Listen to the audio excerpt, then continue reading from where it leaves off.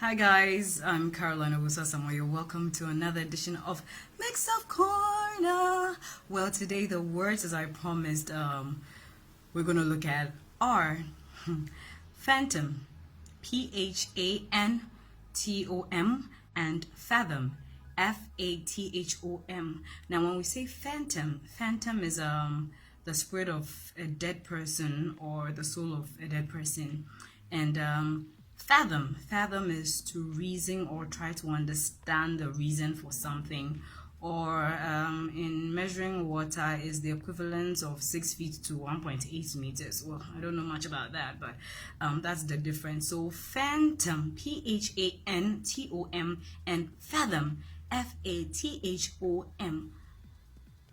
Please don't get it mixed up. It's Mixup Corner with me, Caroline Usa.